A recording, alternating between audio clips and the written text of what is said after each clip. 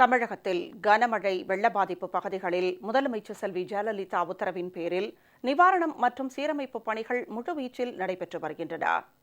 முதலமைச்சர் ஆணையின் பேரில் இப்பணிகளை அமைச்சர்கள் மற்றும் தமிழக அரசின் பல்வேறு துறை அதிகாரிகள் பார்வையிட்டு நிவாரண நடவடிக்கைகளை மென்மேலும் துரிதப்படுத்தி வருகின்றனர். கடலூர் மாவட்டத்தில் நடைபெற்று வரும் வெள்ள நிவாரண பணிகளை முடுக்கிவிடுவதற்காக முதலமைச்சர் செல்வி ஜெயலலிதா 6 அமைச்சர்களை அனுப்பி வைத்துள்ளார். அவர்கள் அங்கேயே முகாமிட்டு நிவாரணம் மற்றும் சீரமைப்பு பணிகளை மென்மேலும் துரிதப்படுத்தி வருகின்றனர். பாதிக்கப்பட்ட மக்களுக்கு நிவாரண உதவிகளையும் உடனுக்குடன் வழங்கி வருகின்றனர். கடலூர் மாவட்டம் திட்டக்குடி பகுதியில் கனமழையினால் வீடுகள் சேதமடைந்ததை அடுத்து பாதிக்கப்பட்ட கிராம மக்களுக்கு நிவாரண உதவியாக அமைச்சர் திரு ஓ பன்னீர்செல்வம் சுமார் 6,73,000 ரூபாய் வழங்கினார். திருவந்திபுரம், குறிஞ்சிப்பாடி, புவனகிரி உள்ளிட்ட பகுதிகளில் மின்கம்பங்கள் சீர் செய்யும் பணிகளை அமைச்சர் திரு நத்தம் ஆர் விஸ்வநாதன் பார்வையிட்டு துரிதப்படுத்தினார். மாண்புமிகு அம்மா அவர்கள் ஆணையிட்டதன் அடிப்படையில் இங்கு பணிகள் போர்க்கால அடிப்படையில் நடவடிக்கை எடுக்கப்பட்டது. வெள்ளத்தினால் ஏற்பட்ட 47 உடைப்பு பணிகள் இதுவரை முடிக்கப்பட்டிருக்கிறது. 187 வழிந்தோடிகள் சரி செய்யப்பட்டுள்ளன. இந்த பணிகள் ஒவ்வொரு கட்டமாக ஒவ்வொரு நாளாக முன்னேற்றத்தில் சென்று கொண்டிருக்கின்றது. இதனால் மக்களுக்கு ஏற்பட்ட துயர்கள் முழுவதுமாக துடைக்கப்பட்டு வருகிறது என்பதை அனைத்து மக்களும், அனைத்து நிலையில் இருக்கின்ற மக்களும் வெகுவாக மாண்புமிகு அம்மா அவர்களால் எடுக்கப்பட்ட இந்த நடவடிக்கையை முழு திருப்தி கொண்டுள்ளார்கள் என்பதனை நான் தெரிவித்துக் கொள்ள கடமைப்பட்டிருக்கின்றேன். கடலூரில் பாதிக்கப்பட்ட மக்களுக்கு நிவாரண உதவிகள் வழங்கும் நிகழ்ச்சியில் அமைச்சர்கள் திரு நத்தம் விஸ்வநாதன், திரு ஆர் வைத்திலிங்கம், திரு எம் சி சம்பத், திரு கே ஏ ஜெயபால், திரு ஆர் பி உதயகுமார் மற்றும் உயரதிகாரிகள், நாடாளுமன்ற சட்டமன்ற உறுப்பினர்கள் கலந்து கொண்டனர்.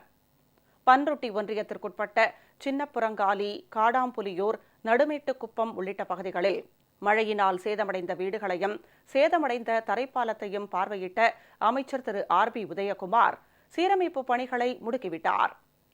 திருவாரூர் மாவட்ட ஆட்சியர் அலுவலகத்தில் நேற்று நடைபெற்ற நிகழ்ச்சி ஒன்றில் பேசிய அமைச்சர் திரு ஆர் காமராஜ், முதலமைச்சர் செல்வி ஜெயலலிதா உத்தரவின்படி இம்மாவட்டத்தில் மழைக்காலம் முடியும் வரை உடைப்பு ஏற்படும் இடங்கள் கண்டறியப்பட்டு அப்பகுதிகளில் 75,000 மணல் மூட்டைகள் தயாராக இருப்பதாக தெரிவித்தார்.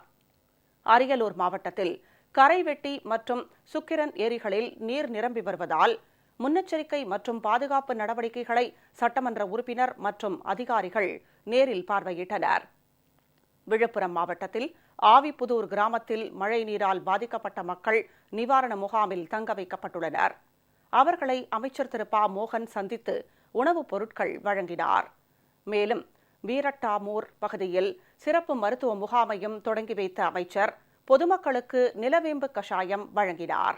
274 முழுமையாக பாதிக்கப்பட்ட வீடுகளுக்கும் 1676 பகுதியாக பாதிக்கப்பட்ட வீடுகளுக்கும் நிவாரணம் வழங்கப்பட்டுள்ளது. அதன் மொத்த மதிப்பு 82.42 லட்சம் ரூபாய். மாண்புமிகு தமிழக முதலமைச்சர் அவர்களுடைய உத்தரவிற்கிணங்க மாவட்ட நிர்வாகம், அலுவலர்கள் அனைவருமே முழு வீச்சில் ஈடுபட்டு இயல்பு நிலைக்கு மாவட்ட மக்களை கொண்டு வந்திருக்கின்றார்கள்.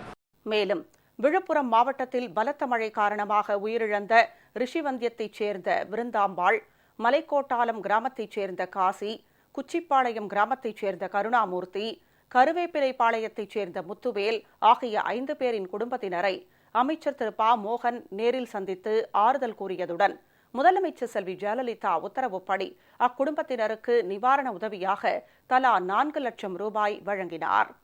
சேலம் மாவட்டம் மேட்டூர் மற்றும் அதனை சுற்றியுள்ள பகுதிகளில் ஏரிகள் மற்றும் கண்மாய்கள் நிரம்பியுள்ளதை அடுத்து இந்த பகுதிகளை அமைச்சர் திரு எடப்பாடி பழனிசாமி நேரில் பார்வையிட்டு எந்த நேரமும் கண்காணிப்பில் இருக்க வேண்டும் என்று அதிகாரிகளை அறிவுறுத்தினார். தருமபுரி மாவட்டத்தில் மழை வெள்ளத்தினால் அழகாபுரம் பகுதியில் வீடுகளுக்குள் தண்ணீர் புகுந்ததை அடுத்து அப்பகுதி மக்கள் இலக்கியம்பட்டி அரசு பள்ளியில் தங்க வைக்கப்பட்டனர். அவர்களை அமைச்சர் திரு பி பழனியப்பன் நேரில் சந்தித்து ஆறுதல் தெரிவித்தார். அவர்களுக்கு தலா 1000 ரூபாய், 10 கிலோ அரிசி, மண்ணெண்ணெய், வேட்டி சேலை ஆகியவற்றை அமைச்சர் வழங்கினார். ராமநாதபுரம் மாவட்டத்தில் மழையினால் நோய்கள் ஏற்படாமல் தடுப்பதற்காக 500 களப்பணியாளர்கள் நியமிக்கப்பட்டுள்ளதாக அம்மாவட்ட ஆட்சியர் தெரிவித்துள்ளார். மாண்புமிகு தமிழ்நாடு முதலமைச்சர் அவர்களின் உத்தரவுப்படி ராமநாதபுரம் மாவட்டத்தில் 37 வரவேற்பு மையங்கள் ஏற்படுத்தப்பட்டன.